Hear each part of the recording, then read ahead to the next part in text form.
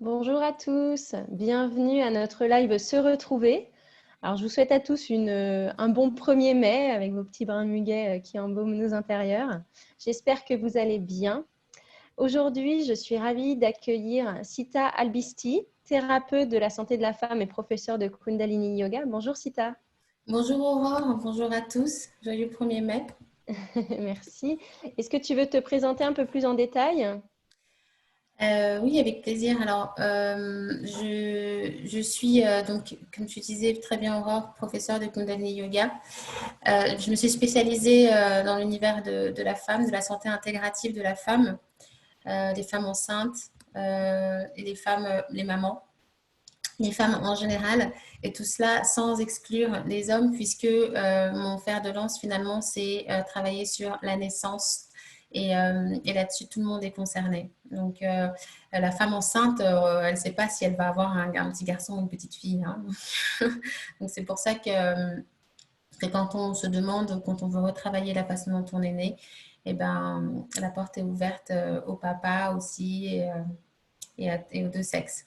Ouais, c'est vrai, c'est super important d'inclure toute la famille en fait dans la naissance de l'enfant. Exactement. Aujourd'hui, Sita, donc tu vas vraiment nous parler de toute ton expertise sur les sciences du début de la vie et la Kundalini Yoga. Donc à vous tous, si vous avez des questions, n'hésitez pas. Sita sera ravie d'y répondre. Et Sita, je te laisse la parole. Merci Aurore. Ce que je souhaiterais pour commencer, c'est vous inviter à une petite introduction justement via la respiration, si vous voulez bien. Euh, on utilise en fait cette introduction dans toutes les pratiques du Kundalini Yoga pour ouvrir le champ magnétique de nos activités, de nos sessions. Donc, si vous êtes déjà assis, vous restez assis, évidemment, mais si vous avez la possibilité d'être au sol, c'est encore mieux pour les gens qui connaissent déjà un peu le yoga. Et si vous êtes assis, je vous invite à vous asseoir sur le bord de votre chaise ou de votre canapé afin de diriger un peu mieux votre colonne vertébrale vers le haut. C'est très rapide, cette petite introduction. L'idée, c'est d'observer sa respiration. Et tout en étirant la colonne vertébrale, de ramener légèrement le menton vers l'intérieur. Fermer doucement ses yeux et avec les mains posées sur les cuisses, observer les bruits qui nous entourent. Quand on pense aux bruits qui nous entourent, on oublie souvent de commencer par le début, parce que les bruits les plus proches autour de nous, ce sont tout simplement ceux de nos pensées. Donc on peut observer ces pensées sans les juger, avec douceur, les accueillir et les regarder passer. Tout en respirant et en relâchant au maximum les muscles de son corps. Les yeux, le nez, les oreilles, la mâchoire, la langue, les épaules.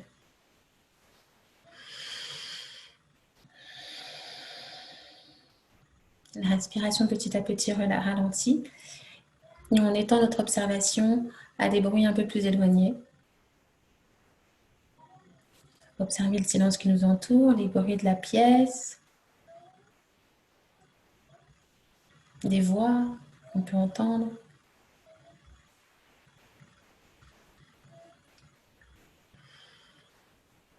On entend aussi sa propre respiration, elle est tout à fait bienvenue.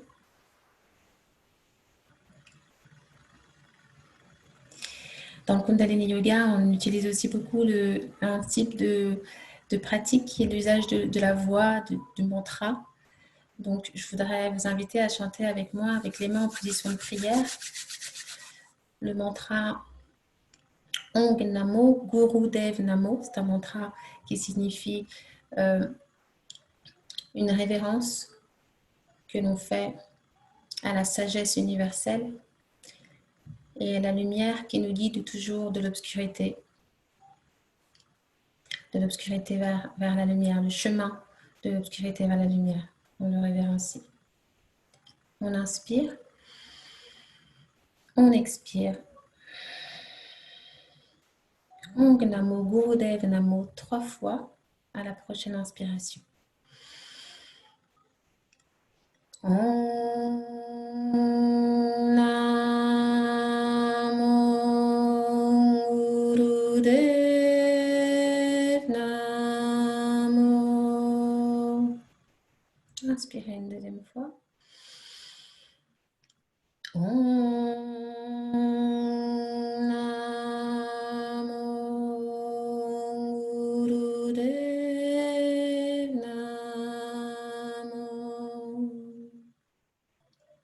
Une dernière fois en relâchant bien la voix en même temps que le souffle.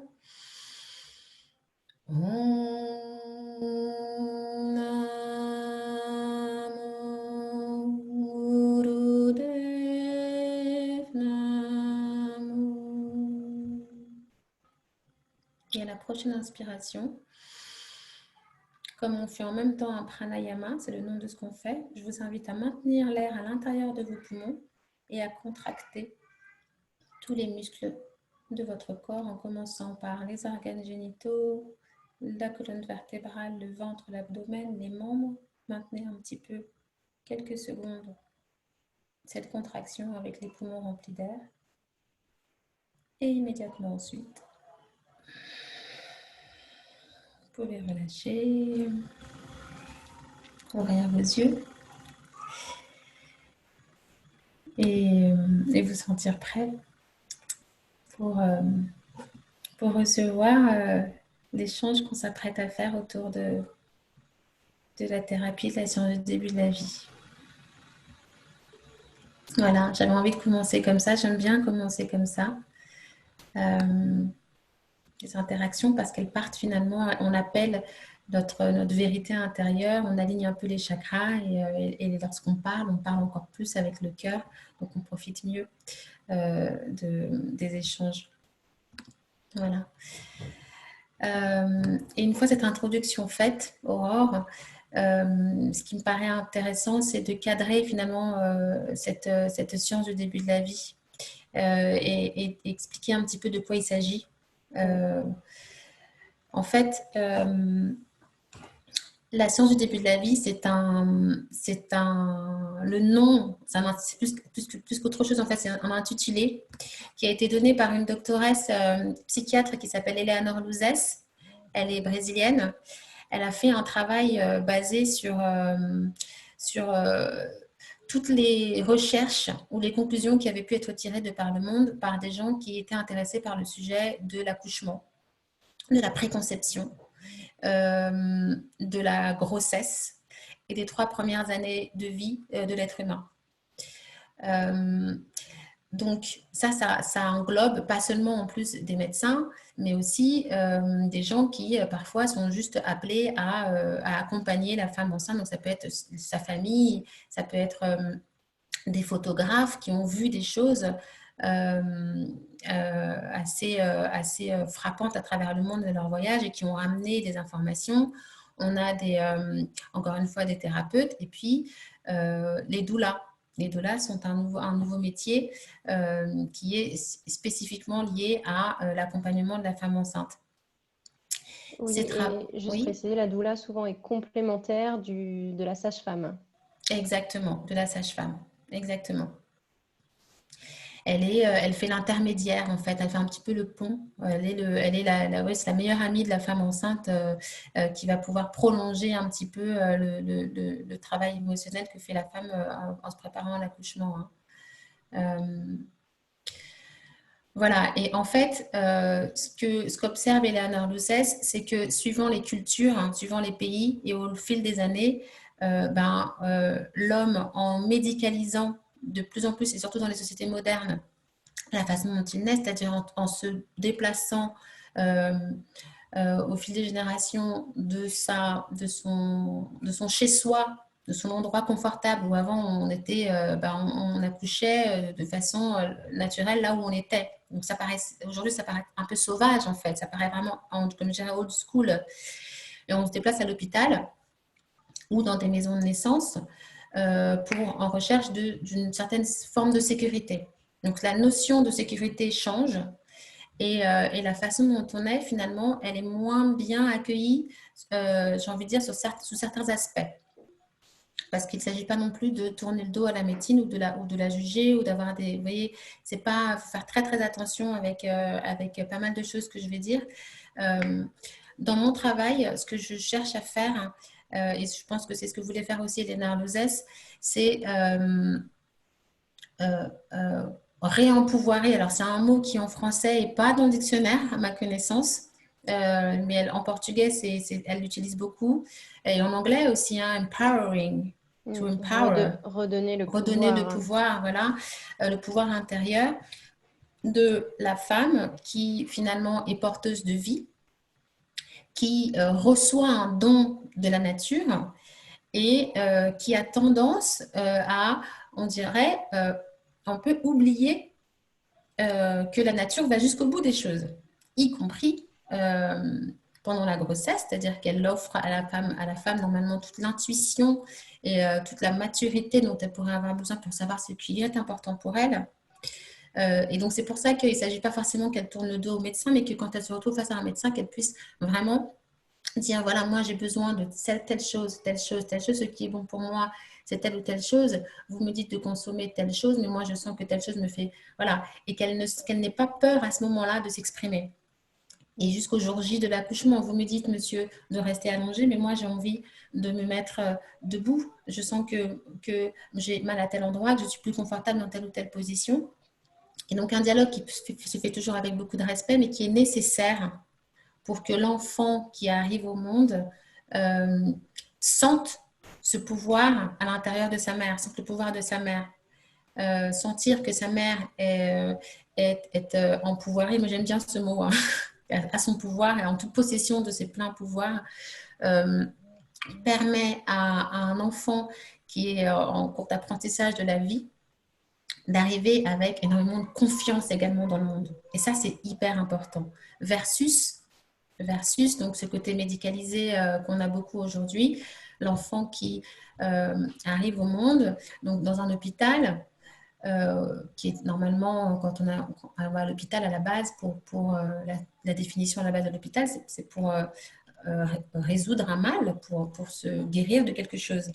Donc, il y a déjà étymologiquement un souci puisqu'on amène la vie, donc on est en bonne santé. Naturellement, la plupart du temps, on est en bonne santé. Oui, la majorité des cas. La grossesse, ce n'est pas une Maladie, voilà. Peut-être qu'au niveau médical, finalement, c'est un peu les mêmes processus qu'une pathologie autre, une maladie. Donc, on vérifie. Voilà. Alors, ce côté-là, vous voyez, c'est un peu soigner la santé. C'est un peu ça, en fait. On soigne encore plus la santé. Donc, on va vérifier que tout va bien. L'enfant arrive, on va vérifier, on va mesurer sa taille. On va vérifier on va voir quel poids il fait. On va vérifier qu'il n'a pas aucun problème. On va, je sais pas, on leur met des petits colliers, je crois, dans les yeux. Enfin, moi, je ne connais pas tous les détails parce que personnellement, de mon expérience, j'ai accouché chez moi mes 3 enfants. Okay. Mais je facilite et j'organise des cercles de femmes enceintes, des cercles de femmes en général. Donc, c'est quand même un environnement dans lequel je baigne beaucoup.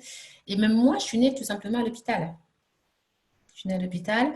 Je vais aller plus loin. Les premiers jours, les premières heures et jusqu'aux 40 jours de premiers jours de vie sont aussi une parenthèse qui est extrêmement importante dans la vie d'une femme, d'une maman, et dans le développement futur de l'enfant. Donc, s'il a pour une raison ou pour une autre besoin d'aller à l'hôpital parce qu'il a une question clinique, médicale, tout va bien. Et d'ailleurs, si pour une raison ou pour une autre, ça c'est aussi quelque chose sur lequel j'insiste beaucoup, on ne peut pas accoucher chez soi ou en dehors de l'hôpital, tout va bien. La question n'est pas vraiment là. La question, elle est vraiment juste dans cet état d'esprit. C'est sur l'émotionnel qu'on travaille, sur le psychologique, de est-ce que je suis connectée avec mes vrais besoins? Est-ce que je suis écoutée? Est-ce que je me sens écoutée? Est-ce que j'exprime ma vérité? Est-ce que c'est moi qui prends mes propres décisions ou est-ce que je suis un peu passive et je fais uniquement ce qu'on me demande de faire? Vous voyez? Voilà. En gros, Hélène Arlouzès, elle reprend finalement un tas d'informations scientifiques qui vont appuyer ce discours-là. Et ça va très loin puisqu'il y a des pays, on ne va pas parler de la France nécessairement, mais beaucoup de pays quand même malgré tout, où parfois la césarienne est plus ou moins imposée à la maman, alors qu'il n'y a pas de nécessité clinique pour le coup. Et parfois, quand elle est naturelle, on inflige à la femme qui accouche des conditions un peu presque violentes. Vous voyez, où on lui dit allez plus vite, dépêche-toi, pousse. Il y a des médecins qui sont des gynécologues qui sont absolument odieux en pleine en salle d'accouchement.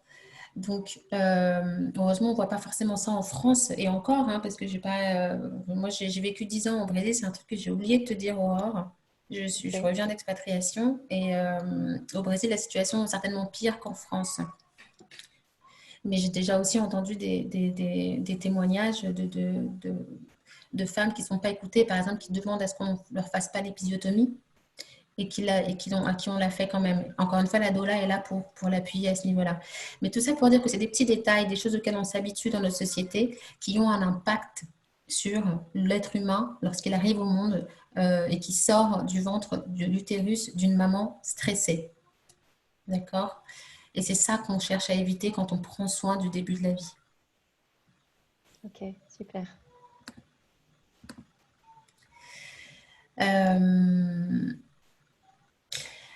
Alors, le début de la vie, c'est très large. Ça, c'est le deuxième point. Le début de la vie, ça commence depuis la préconception. Parce qu'on parle souvent le côté un peu l'apogée, c'est le jour de la naissance, évidemment. Hein. C'est pour ça qu'on insiste beaucoup sur l'accouchement, mais le début de la vie, c'est dès le moment de la préconception. Donc, avant même la conception, hein, c'est ça que tu dis. Exactement, tout à fait. La préconception, il y a le moment aussi de la conception avec un C majuscule. Il y a tous les mois de la grossesse, à nouveau l'accouchement, les 40 jours, comme je disais tout à l'heure, après la naissance et jusqu'aux 3 premières années de vie de l'enfant. C'est tout cet aspect-là qu'on considère et sur lequel on travaille. C'est pour ça que parmi les auteurs qui sont beaucoup cités par Eleanor Luzès, il y a Anne Ancelin. Bon, je ne sais pas si tu as entendu parler. Anne Ancelin, c'est une psychologue, une psychiatre aussi, qui a beaucoup contribué avec la thérapie transgénérationnelle. Elle a écrit le célèbre livre Aïe mes aïeux. Donc, quand on peut travailler sur notre arbre généalogique, on a accès à des informations capitales. On peut faire ça tout au long de sa vie. Quand on associe ça à la science du début de la vie, l'idée c'est que si on peut faire ce travail-là au moment où on décide consciemment, on a le désir d'avoir un enfant, c'est un cadeau pour l'être humain qui va arriver. Parce que ça veut dire qu'on a eu l'occasion de faire tout un nettoyage, toute une relecture de qui on est. On a pu avoir l'occasion de discuter avec son père, sa mère, ses grands-parents. On a pu faire ça éventuellement avec le partenaire. Donc, l'enfant, il arrive, si vous voulez, il est accueilli d'une façon différente. Ça paraît tellement évident quand je le dis comme ça, mais malheureusement, ça se passe si peu comme ça dans les fêtes. Et c'est un peu un travail que les parents finalement doivent faire sur eux pour éviter de transmettre des choses, peut-être un peu des fardeaux du passé, des mémoires ancestrales à l'enfant. Exactement. Et ce qui se passe en fait, je pense que c'est la raison pour laquelle finalement on ne fait pas beaucoup ce travail, c'est que la plupart de nos traumas, on ne les connaît pas forcément. D'ailleurs, on en a toujours des traumas. Hein. C'est un ménage à peu près constant.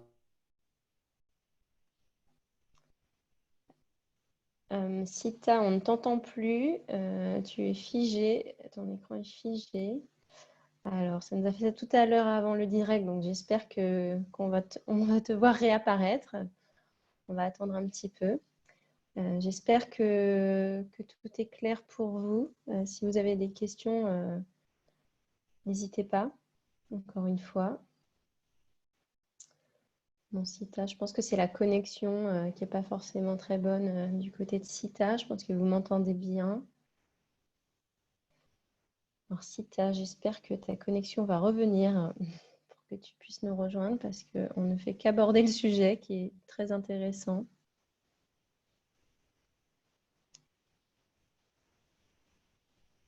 Alors, bon, je ne t'entends toujours pas.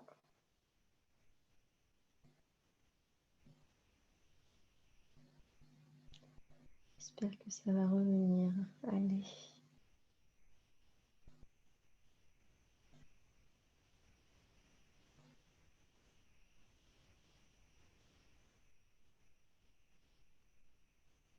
Désolée, hein, ça c'est les aléas du direct et des connexions de chacun, bien entendu.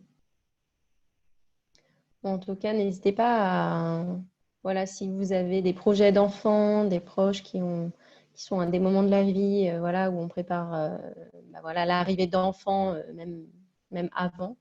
Je pense que ça peut être intéressant de partager cette vidéo qui aborde des points dont on ne parle pas finalement, qui sont un peu aussi, je pense, liés au transgénérationnel, l'aspect énergétique. Mais ça peut être effectivement un travail intéressant pour bien accueillir les enfants qui arrivent, les nouvelles âmes. Alors, Sita, je ne t'entends pas toujours. Je ne sais pas s'il faudrait changer de connexion. Je ne sais pas si toi, tu m'entends. Ah, te revoilà, je crois. Revenu. J'ai complètement disparu J'ai eu un problème d'Internet, je crois. Oui, je pense. Tu m'entends? Tu me vois? Oui, on te voit. Ok, super. C'est D'accord, nickel. désolée, je ne sais pas combien de temps ça a duré, mais enfin, pas Ah, longtemps, mais quand même. ouais, c'est pas grave.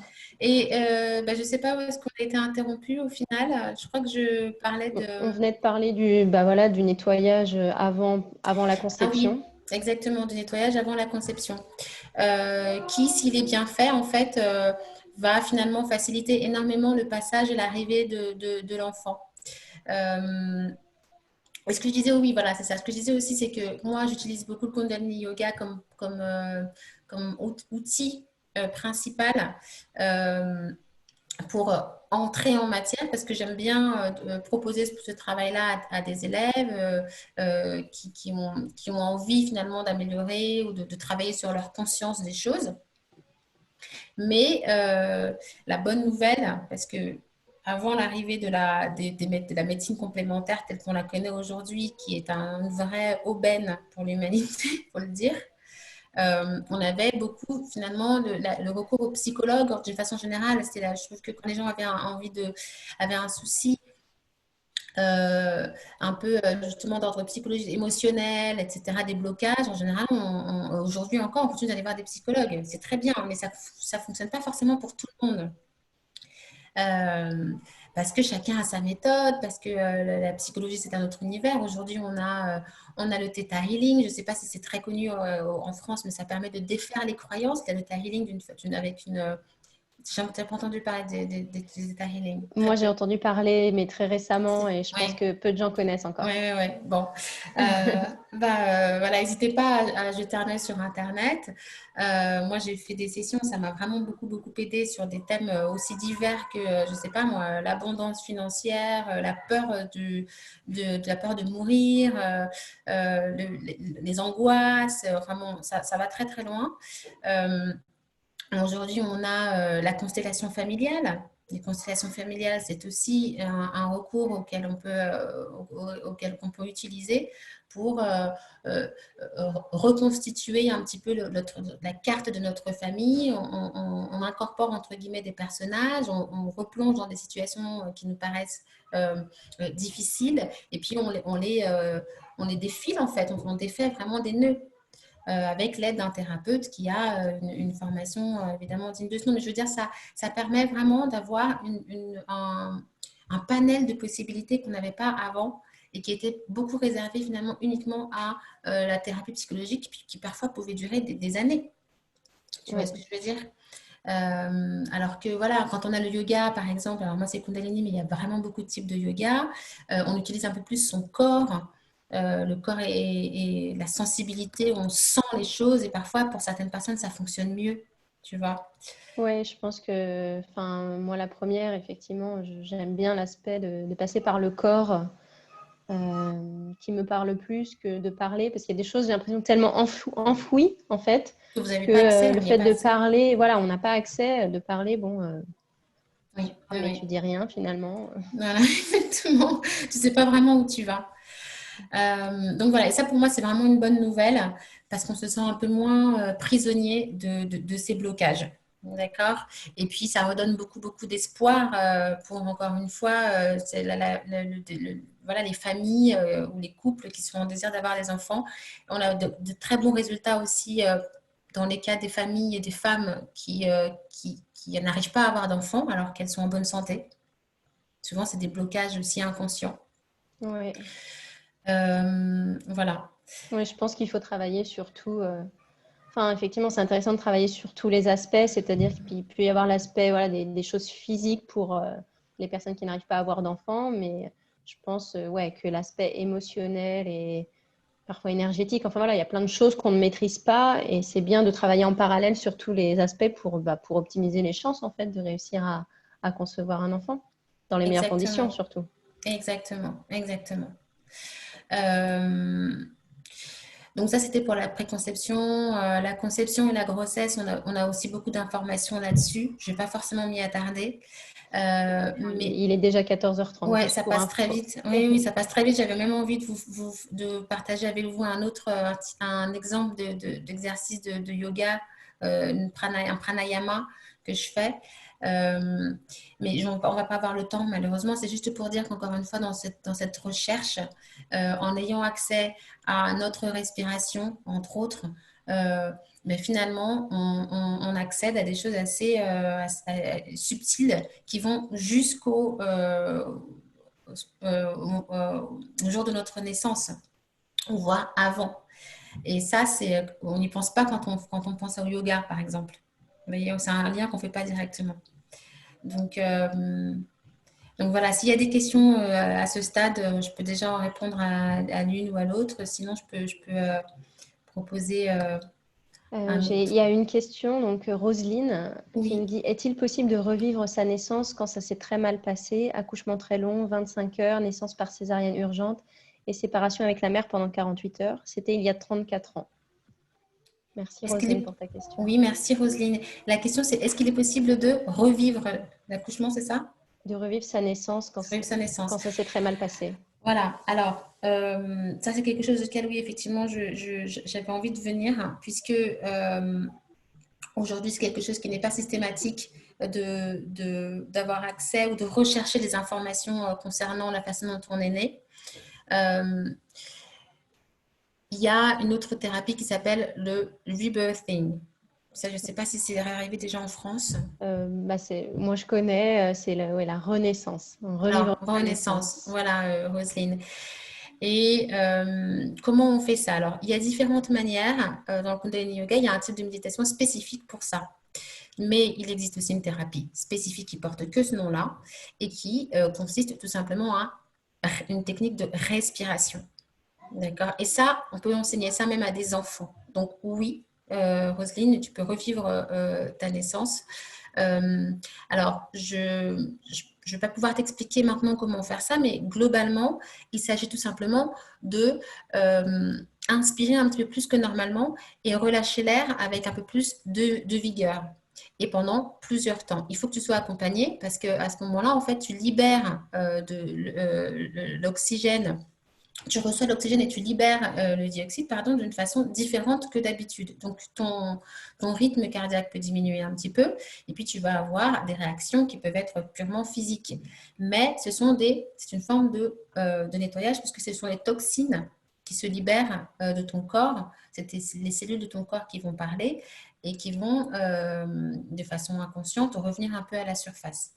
C'est une technique qui est très, très, très puissante. Et pourquoi est-ce qu'on peut malgré tout l'introduire pour des enfants? C'est parce que En fait, quand on fait ce ménage-là un petit peu quotidiennement, on n'a pas besoin de faire ça pendant 40 minutes comme en thérapie. On peut, le soir avant d'aller se coucher, faire ce qu'on appelle les 20 respirations connectées. Respirer comme ça pendant 20 fois, 20 répétitions. Et puis à la fin, on s'endort, on se couche, après avoir fait le petit ménage, d'enlever les pensées, les émotions qui sont collées à nous pendant la journée et qu'il est important de défaire. Les enfants, ils accumulent beaucoup d'émotions et de tensions, donc c'est intéressant de leur enseigner des petites techniques simples comme ça. Ouais, mais je pense l'intérêt de revivre sa naissance, c'est de faire un nettoyage finalement des traumatismes qui peuvent être liés. L'idée, exactement, c'est que souvent, quand on a vous avez conscience un peu des choses qui se sont arrivées, vous les avez, vous pouvez les raconter, mais vous ne savez pas forcément comment enlever les émotions négatives qui sont avec. Mm. C'est ça le truc, en fait. C'est-à-dire Oui, que, c'est ça. C'est pour ça que c'est important de se faire accompagner dans tous les cas. voilà, exactement, on ne peut pas faire ça tout seul. Non. Parce que dit comme ça, on sent la douleur qui est encore présente. Vous voyez ce que je veux dire? L'idée de la renaissance, c'est de changer la vision, le regard qu'on va avoir sur ces informations. Ok, merci. Merci Sita. Avec plaisir. Mais écoute, en tout cas, je pense, voilà, effectivement, on a peu de temps là pour Oui, c'est aborder court. tout ce sujet. Mais bah, je pense qu'après, voilà, c'est toi l'expert, donc à nous aux gens intéressés de venir te consulter. Avec plaisir. La thèse de Léa Musset, elle fait 300 pages, hein. Et je trouve Ouais. encore que c'est peu. Oui, c'est très long. Oui, c'est Donc, ça. Et ouais, mais voilà, c'est tout. Enfin, il y a tellement de sujets liés, intriqués. Puis comme tu dis, c'est des étapes, la préconception, conception, accouchement, la petite enfance. C'est plein de choses un peu spécifiques, tu vois, très différents. Parce que bon, bah, une fois que il y a eu l'accouchement, l'enfant, il est là physiquement. Mais avant, c'est un peu tout ce qui se passe à travers sa mère, tout ce qu'il peut ressentir des parents, du foyer, oui. et des choses transgénérationnelles dont on parlait. Donc, Et encore une fois, tout ne peut pas être dit, formulé avec des mots. ouais. C'est pour ça qu'on médite, qu'on respire, pour y accéder d'une autre façon. Ok. Ben, Sita, merci beaucoup en tout cas pour toutes ces Oui. infos. Je regarde comment ça s'écrit la méthode, Roselyne. Je vais te l'écrire. Je vais y répondre En avec. anglais ou en français? Oui, c'est rebirthing en anglais, renaissance en français. Ouais, Rebirth, souvent, Rebirth? on trouve plutôt des choses sur le Rebirth. D'accord. Ouais, on garde pas mal les termes anglais en France. J'en fais un Alors, peu, Roselyne, hein, si je peux aussi, si tu entres en ouais. contact avec moi, te donner l'information, Je vais mettre te le diriger. lien, Sita, je vais mettre le lien de ta page, de ta fiche Facebook de ta fiche Médoucine, pardon, pour que les gens puissent te contacter, pardon, prendre rendez-vous. Donc, Sita Albisti, toi, on te retrouve donc en ce moment. Est-ce que tu fais des choses par téléconsultation, par Tout à visio? fait. Oui, oui, Ok. oui, tout à fait. Et sinon, tes cabinets, donc Paris et Versailles, je crois? Exactement. Donc, il y en a un à Paris 8 et le deuxième est au Chesnay. Non, c'est dans Versailles en fait. Moi, j'habite au Chesnay, mais je vais travailler à Versailles, qui est la ville juste à côté du Chesnay. Ok, super. Donc, n'hésitez pas à contacter Sita pour creuser ces sujets. Voilà, je pense que ça peut être que du positif. Donc, un grand merci, Sita.